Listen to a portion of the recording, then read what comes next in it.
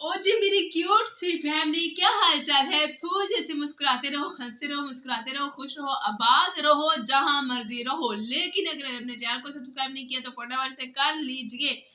کیا روزے کی حالت میں گانے سن سکتے ہیں؟ اس لیے اسلامک ویڈیو کے اوپر ہم ریاکشن دینے والے ہیں. ویسے بھی سانگ سننا سخت ترین گناہ ہے یار، اللہ تعالیٰ ہم سب کو معاف فرمائے. میں ویسے گانے بہت کم سنتی ہوں، بہت زیادہ کم، لیکن انشاءاللہ تعالیٰ کوشش یہی کروں گی کہ اس کے بعد گانے نہ سنوں. لیکن انسان ہے، غلطی کا پتلا ہے، گناہ ہو جاتا ہے. اللہ تعالیٰ ہم سب کے گناہوں کو معاف فرمائے. تو ابھی اچھا، موسیقی کے بارے میں شرعی حکم کیا ہے؟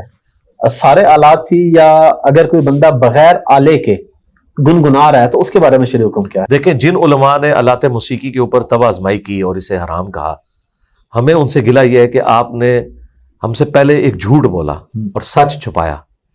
وہ یہ تھا کہ صحیح بخاری میں موجود ہے، نبی علیہ السلام نے حضرت عائشہ کو سرزنش کی کہ انصار مدینہ کی شادی تھی، تم نے گانے والی کیوں نہیں بھیجی؟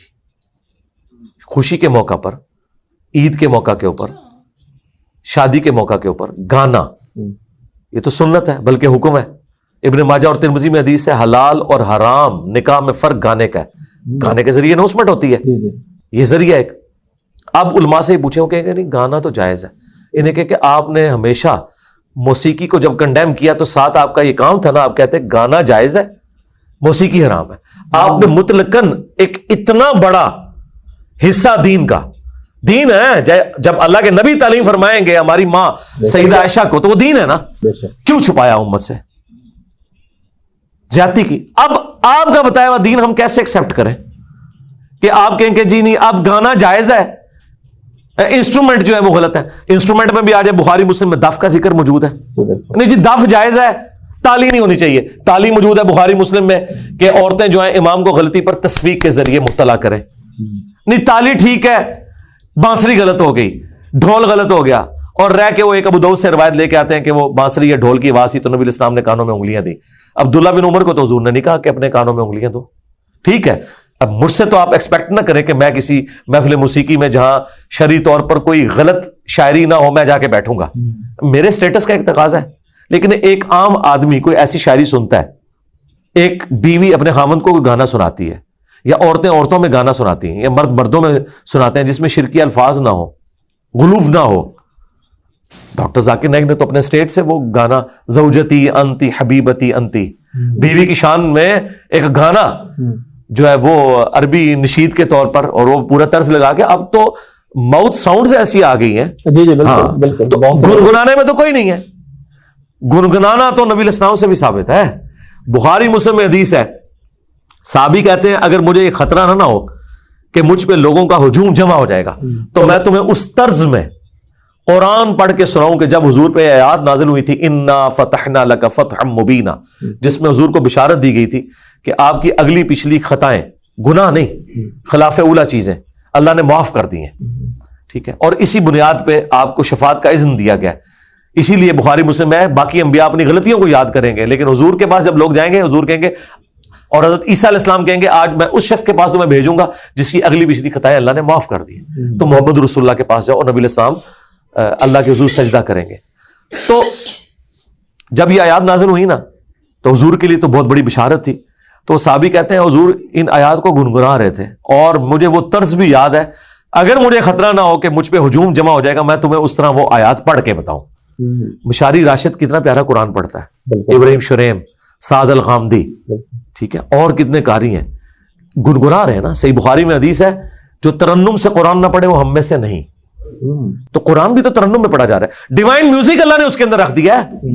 الرحمن علم القرآن خلق الانسان.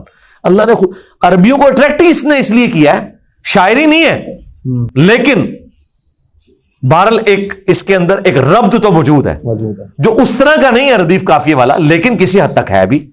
اسی وجہ سے لوگ اسے یاد بھی کرتے ہیں، صحابہ کرام بھی بڑے شوق کے ساتھ اسے بیان کرتے تھے، یاد کرتے تھے. لہذا یہ بات کرنا کہ مطلقاً اس حوالے سے ان کے پاس ایک ہی حدیث ہے جو سٹرانگ پیش کرتے ہیں، وہ بخاری سے پیش کرتے ہیں کہ قرب قیامت میں ایسے لوگ آئیں گے جو آلات موسیقی کو ریشم کو اور عورت کی شرمگاہوں کو حلال ٹھہرا لیں گے. اور میرا خیال ہے جو غامدی صاحب نے اس کا جواب دیا میں اس کے ساتھ ایگری کرتا ہوں کہ مطلقاً تو ان تینوں میں سے کوئی چیز بھی حرام نہیں ہے. آلات موسیقی میں تو دف تو آپ بھی مانتے ہیں تو مطلقاً تو حرام نہ ہوا. اچھا ریشم بخاری مسلم میں ہے کہ 4 انگلی تک مرد کو اجازت ہے, اس سے زیادہ حرام ہے, تو مطلقاً تو ریشم بھی حرام نہیں ہے. اب رہ گیا وہ تیسرا معاملہ, تو میاں بیوی کا جو ازدواجی تعلق ہے مطلقاً تو وہ بھی حرام کوئی نہیں ہے. لہذا ایسے آلات موسیقی جس میں شرکیہ اور اس قسم کے اوٹ پٹانگ چیزیں اور جس سے لوگ شہوت کی طرف جائیں, جو میجورٹی آج کل اسی طرح کی ہے, اس طرح کے میوزک کو تو ہم ٹھیک نہیں سمجھتے. البتہ جس طرح بھی کئی اسلامک فلمیں فلمائی گئی ہیں, جس طرح قطر والوں نے عمر سیریز فلمائی ہے, اس کے پیچھے جو ساؤنڈز ہیں انہوں نے اس میں جان بھر دی ہے. ٹھیک ہے, اس طرح حضرت یوسف علیہ السلام کے اوپر مووی بنائی گئی, اصحاب الکہف پہ بنائی گئی, تو اس طرح کے جو ساؤنڈز ہیں گنگنانے میں تو کسی کو نہیں ہے نا, نعت طرز میں پڑھی جا رہی ہے نا. بالکل اسی نعت کو اگر میں گنگناؤں